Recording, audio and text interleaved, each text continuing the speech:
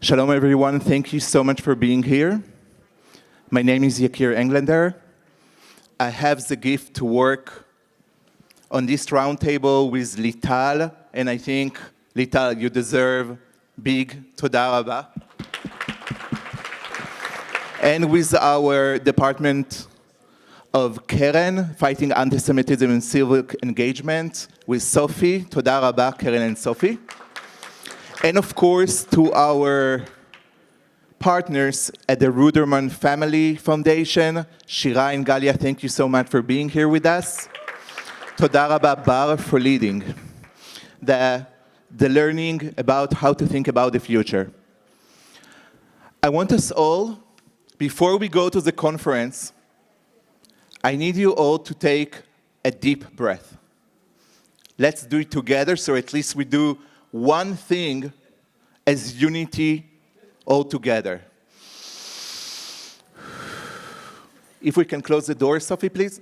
Can we please make sure? Thank you.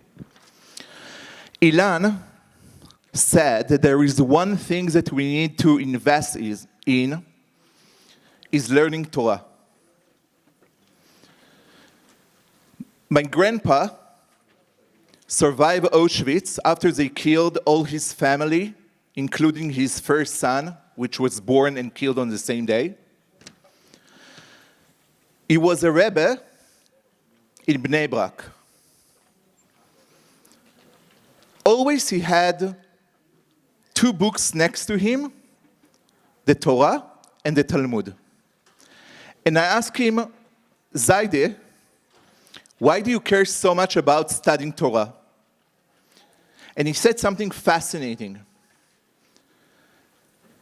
The Jewish texts connect us between the present to the past. When we have crisis that we cannot hold, all what we need to do is to invite the books that are internal inside us and to let the voices from the past to hold us. And this is why I want to learn with you one text. Text that was written in the Talmud, you have it next to you. A text that was written and said by an American Israeli of that time, rabbi, which means a Babylonian rabbi who decided to make Aliyah and to come to Israel. Rabbi Abba was born in New York, Naharda in that time, came to Israel, and begged the rabbi to study Torah with him. They didn't say no, they did something worse than that. They laughed at him. He tried again and again. They never said, we disagree with you. They just laughed. And the pain of the trauma of someone who so want to connect between New York to Jerusalem, between Babylon to Jerusalem, was so painful, and there was one thing that held him. And this is the text that we're going to study about unity. Amar Rabbi Abba, Amar Shmuel. Said Rabbi Abba in the name of Shmuel. Why Shmuel? We don't have time for another time. We'll continue to learn, I promise you. That's what we do at the IC. For 3 years, Bet Shammai and Bet Hillel, 400 years before, they disagreed. We need to remember, Shammai and Hillel exist exactly in the years before the destruction of the temple. It's like they are at the moment that we could still save Jerusalem, but for some reason it didn't work. And Bet Shammai and Bet Hillel disagree about anything that you can imagine. Anything. When Yom Kippur is for Bet Shammai, it's not Yom Kippur for Bet Hillel. They disagree about the fundamental questions in Judaism. At one point, the rabbis understood that if they will continue to disagree with each other, there will be two Judaisms Thanks God that we are not there. Maybe next to.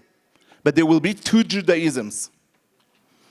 It will be a Judaism of Shammai and Judaism of Hillel. This was how much fundamentally they didn't see and agree with each other. And at one point, the rabbi understood, which means the leaders, meaning you today, that if we want to have one Judaism, one future, we must do something that the rabbis seriously don't like to do. To invite God to the Bet Midrash, to our life, and to say, God, decide. We can't do it. So they invited God.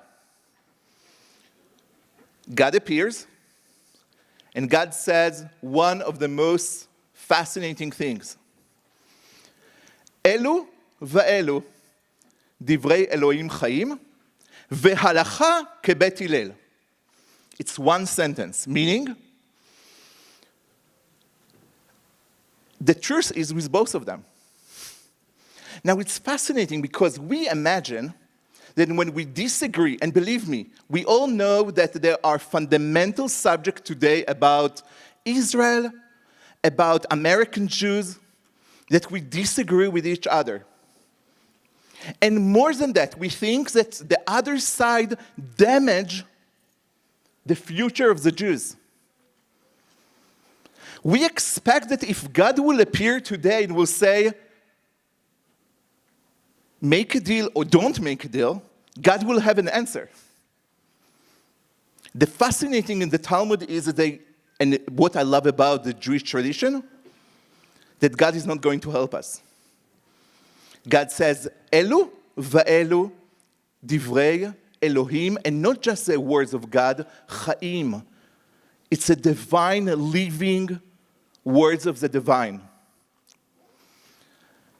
And halacha kebet Hillel. Meaning at the end of the day, we don't want to have two Judaisms, so halacha kebet Hillel. If the text was ended here, I would say that our Jewish tradition is the most coolest tradition that I know among religions, because most of the time, Jesus come and solve it. Prophet Muhammad come and solve it. Us, our God come and says, deal with that. But the Talmud doesn't end here, and this is why I'm so in love with that, and I beg all of us to keep learning. The Talmud asks the question, so if both are the divine living words, why halacha is kebet Hillel? Why we choose to walk according to Bet Hillel?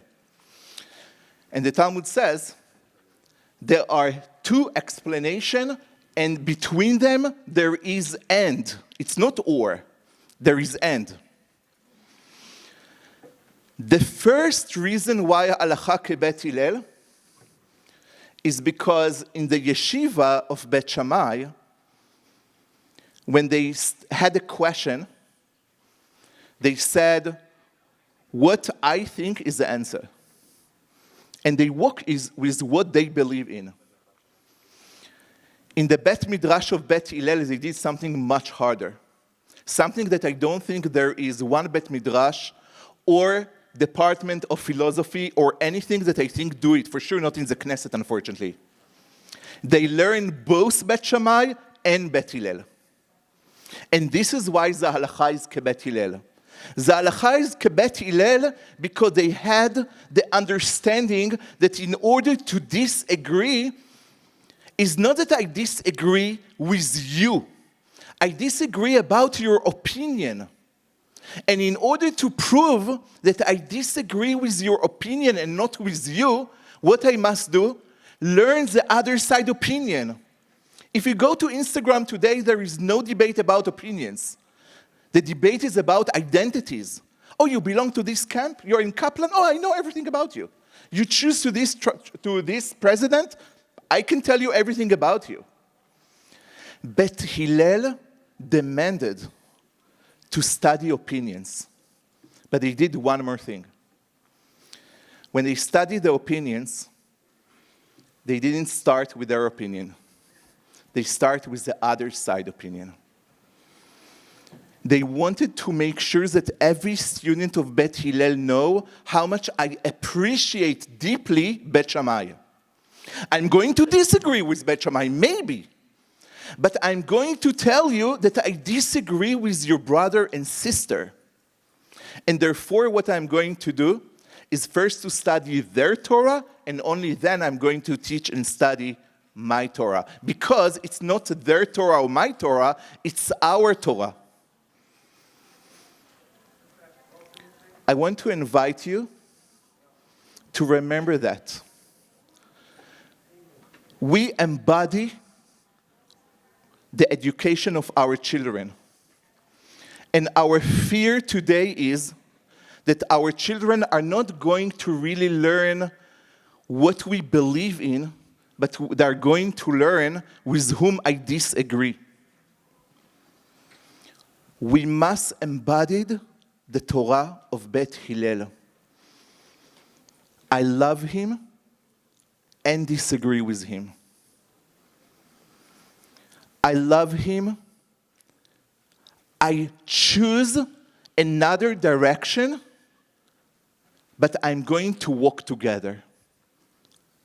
As we are walking now out of the door, there is going to be a vulnerable summit, a beautiful summit, a painful summit.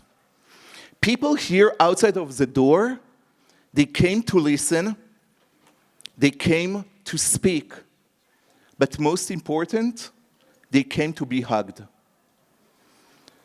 You as leaders, we have the responsibility not to teach so much what do we believe these days, but we need to teach them that whatever their opinion, they are going to be hugged.